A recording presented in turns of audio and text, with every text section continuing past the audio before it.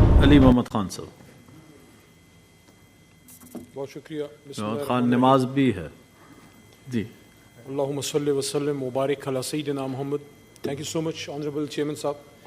Today, on this very important day of solidarity with the people of Kashmir for their freedom struggle, we from the Senate of Pakistan want to raise a unanimous voice, not only for the people of Kashmir, but for the whole world where there's oppression and where people are killed and maimed. As Allah the Almighty says in Quran, in Surah An-Nasr, with your allowance, I'll read from it. إِذَا جَاءَ نَصْرُ اللَّهِ وَالْفَتْحُ. O Prophet sallallahu alayhi wa sallam, when there comes Allah's help and the victory, وَرَأَيْتَ النَّاسَ يَدْخُلُونَ فِي دِينِ اللَّهِ أَفْوَاجًا, and you see people entering Allah's approved religion in multitudes, فَسَبِّحْ بِحَمْدِ رَبِّكَ وَاسْتَغْفِرْهُ إِنَّهُ كَانَ تَوَّابًا. Then pronounce the purity and praise of your Lord and seek forgiveness from Him. Surely He is ever relenting. Mr. Chairman, I want to assure the people of Indian Occupied Kashmir that inshallah they'll see the light of freedom and they'll see it soon, inshallah. The history of humankind is replete with this one example, time and again, for thousands and hundreds of years, that without people's will, you can't suppress them forever. And the freedom struggle of the Kashmiris is one of the oldest freedom struggle in the history of mankind in recent times. In our holy country, our homeland, Pakistan, we got our independence in 1947 on 14th of August. And the biggest hypocrisy in the name of democracy in the world, which is India, got its independence on the 15th of August 1947, Mr. Chairman. But the freedom struggle of Kashmiris is going on since 1929. It was the freedom struggle of Kashmiris against the oppression and occupation at that times of United Kingdom and now of India, which was the catalyst of the freedom struggle of Pakistan.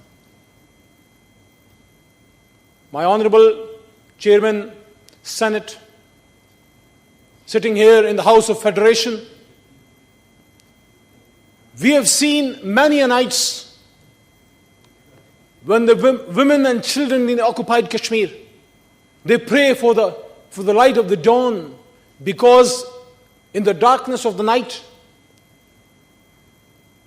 when the Gundas in the uniform of Indian military, pumped with the hate of RSS theology, which is the modern day significance of Nazism, of Adolf Hitler, who's equal in the modern times as Mr. Narendra Modi. When those Gundas come in the night, they don't come just to terrorize people. They use rape as a weapon of war.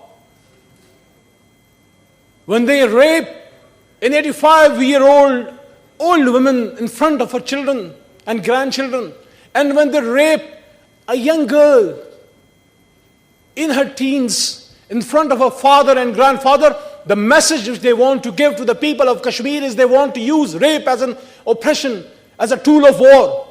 At the same time, they're using apartheid. At the same time, they are using demographic change. On the 5th of August 2019, when they change Article 370 and 35A against their own constitution, the basic purpose of that was to change the demographics of the Indian occupied Kashmir. We strongly denounce that act. And we want to remind the world that this is one of the greatest burden on the collective conscience of the world, Honorable Chairman Sir.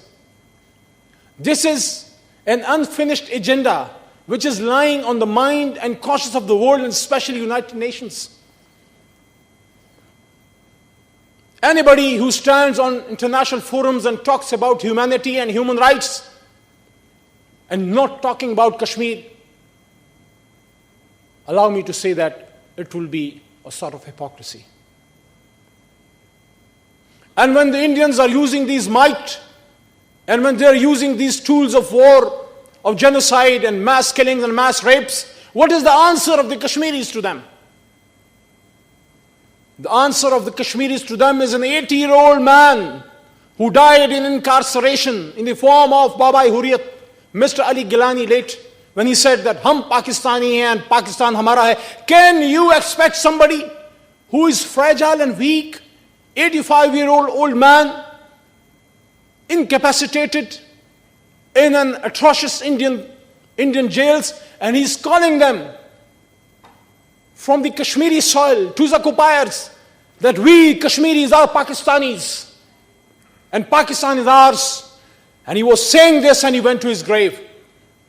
An unfinished agenda, Mr. Chairman, of the world. When the Indian leadership, they themselves went, Mr. Nehru himself went to United Nations and he pledged in front of the Committee of the Nations that they, the Indian state, will make sure that they will commence plebiscite and they will let the Kashmiris decide with the power of ballot with which country they want to go, India or Pakistan. But Mr. Chairman, this is not a border dispute between two nuclearly armed states. It's a human right issue. It's an issue of humanity. It's an issue of where humans are being killed and maimed and raped. And the answer of the Kashmiris to this Indian oppression is in the form of Mr. Riaz Naiku. It is in the form of Burhan Muzaffar Wani. When the world is not giving them the right of plebiscite and a ballot box, their grave is becoming their ballot box. And when the coffins are wrapped in the national flag of Pakistan, and when the Kashmiris are getting martyred and being buried, they're being themselves, with their own sweet will, they're being wrapped not in white coffins, but in Pakistani flag. Their grave is their ballot box. The Pakistani flag is their ballot paper. They're deciding, each and every Kashmiri in the Indian Occupied Kashmir is deciding each day, each night, that they don't want to live with the Indians. They want to live a free life. And what to say if I don't remind this august house and the world, with your allowance, with the founder of the nation, when he said in 1938, way before Pakistan got its independence, way before we got our Pakistan resolution passed in 1914 Lahore, in 1938 he said a few words which are sufficient for anybody who wants to believe in humanity and who wants to get an understanding of whom Pakistanis are and whom Muslims are. When Quaid-e-Azam Muhammad Ali Jinnah in 1938 in United India, before partition, he said, a Muslim is not born to give up. A Muslim is not born to give up. If he is forced to be enslaved, he'll become Babar or he'll emerge as Sultan Tipu. He can happily embrace martyrdom, but he'll never accept slavery. So that is the message which the Kashmiris has given to the world, that they will never accept slavery. The young men, boys and girls, they're coming up in arms, which is their due right. Self-indigenous movement of freedom is going on there. At one side, they're using pen, they're using mic, they're making their political endeavors, but at the same time, their youth are coming up in arms against the Indian oppression, which is their due right. But what to say of the world? The world has to do its duty. Pakistan is playing its part. The Prime Minister of Pakistan, just 2-3 minutes, sir. The Prime Minister of Pakistan, he stood on the soil of Kashmir, in front of the Constituent Assembly, in the base camp of Kashmiri freedom, that is Azad Jammu and Kashmir. Pakistani Prime Minister vowed and promised in front of the Kashmiri people that I'll become the ambassador of Kashmir. And he proved that when he went to UNGA. And inshallah, as we had seen the Prime Minister of Pakistan raising his voice for the Kashmiris and the Palestinians in the recently held OIC conference, now in the next conference, inshallah, we'll make sure that this issue is taken up with loud and clear message to the world forums and to the Indian occupied forces that not only Pakistan, but the whole Muslim Ummah is standing up upright with the people of Kashmir, inshallah al-Aziz. Thank you, sir. So the motion... putting up the joint resolution from the Senate, I would request the Leader of the House to read a motion with your allowance, and then leader I'll sahab. move the resolution, which will be a joint resolution from the House of Federation, a joint resolution by the government and the opposition benches. please. But I request his honour.